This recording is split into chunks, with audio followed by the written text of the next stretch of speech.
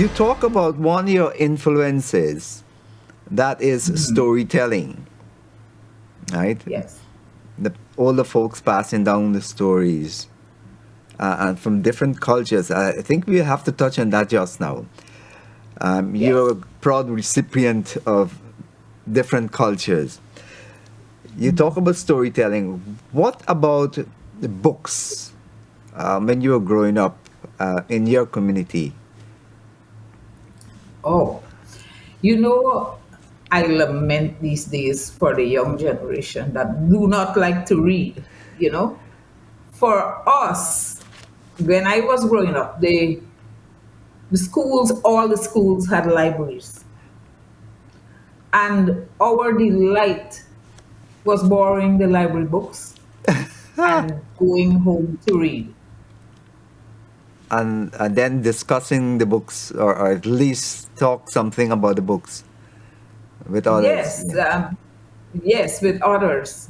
It was. I even have this story, like at Sandhills when I was a child at Sandhills, because we didn't have like no TV those days, no nothing those days. Yeah. So the school had a low concrete wall, and you know what I did?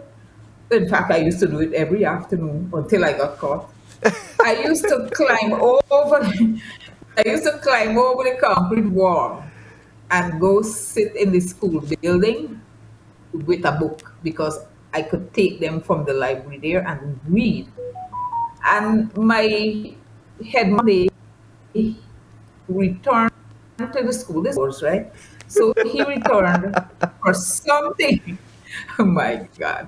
And he opened his door and I was because I'm like, oh my God, what am I going to say? So I see the doors opening and he came in and he's like, what are you doing in here? I said, I'm trembling now, and I said, sir, I came to read. He said, how often do you do this? I said, every afternoon. He said, listen to me. You have my permission to scale these walls anytime you want to. Oh, I you were still think that's fortunate. amazing. You were fortunate to have a teacher like that. Yes, he was Uh, such an influence on my life. you were fortunate to have a teacher like that, right? It could have been the other way, right? It Yes, could have been the I other could have way. got a crush. Yeah, yeah, yeah. And that would have killed or dampened your Yes, curiosity, your liking, or your, your appetite for reading yes, and things like that. But you had, yes, oh, a yes, beautiful teacher there. I like that. You have my permission. yes. Yeah, you have my permission to scale the walls. Ah, yeah. Yes. He's an That's a, amazing teacher. And he's one who, when he got my book, and he was blown away. He told me, he said, man, you have fulfilled everything, every dream I had for you. ah, more proud moments in your life, girl. Oh boy. Yes. Yeah, yeah, yeah. I see from this write up on Amazon about your book. Yeah. It was a quiet, idyllic lifestyle that blended day into day to the lasting legacies of Dutch, English, Portuguese colonization. This narrative provides a fresh, personalized perspective on how successive generations of Kimbians, especially Yes. indigenous European and Africans, have grappled with cultural survival, adaptation, and transformation. It explored key moments of conflict, resolution, folktale, personal history. You've got a lot to talk here tonight. Talk about folk. Talk about the folklore of your time. Oh, the folklore, well, there's a lot of folklore, lots. My people like thrive, I would say, on stuff like that. Sometimes when you read like a story, say a folklore story, Uh-huh. it's just that one story. But I thought, something, I should put the stories that I know in one book so that people can know like these things exist, or they will decide whether they exist or not. Yes. They can decide. Because as I said, I have experienced some. Uh-huh. Like there's one in there with the encounter with a Dutch zombie. That is based on a true story, because I actually witnessed the girl when she was what they said possessed, as it is, and I witnessed that. So I'm like, okay, of course it got some stuff in there that I had to put in the names and whatever, but Yeah. the whole kind of thing was true in a way, Yeah. Yes. So with most of the stories, even the one with the water mama, Uh-huh. well, my grandfather was the one who told us that this water spirit or woman in the water, that she liked him and stuff like that, and she would, well, he said, harass him or trouble him or what. But it ended up that he left the Borbis River, and he never went back, because he said of that same thing. He was the first tug captain, I think, in the Ah, Borbis River. okay. Yeah, for a tug named Manhattan. Oh, Yeah, his name was John Lips. perhaps Maggie might know that Maggie Harris, because her Yes, father yes, yes, was a tug yes, captain also.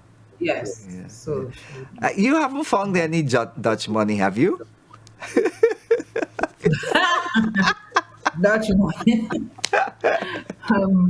I wish I did. Let's look at the other part of the book. When I said the other part of the book, I mean the the publishing part, the right putting them together, getting them to a publisher and or people who sort of edit the book Oh, for you. Let's look at that, the difficulty or not that you had okay, getting the book to, well, okay. To reality. that's right. Yes. Well, here what happened. I have a cousin who lives in Barbados, and she is an editor of a magazine. I have another, well, aunt-in-law in Toronto who used to do like, or she was a law firm partner, Yeah, and she did like lots of legal stuff, and she knows her way around. yeah, yeah. So what I did, I sent my book to these two people, and they were giving me feedback, because when I approached a publisher, because this is not my like first, well, the one was just a story in another book with 22 other Okay, writers. yeah, uh huh.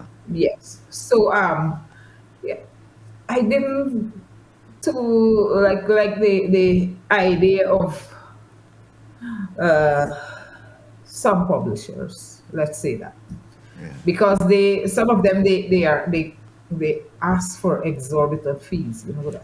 Ah, ah, Yes, yeah, they do. yeah, yeah, Yes. So I thought, let me go on and Google self-publishing, because these days that's the way to go. So with help from these girls, my husband, I put him to do the like research on self-publishing, yeah. and he is the one who published the book. Ah, Nice. Yes. You know, when you can get help from, or that space from your household is a really good thing. It goes a far way to It help the writer. When people at home can give you that space and that time to create, um, yes.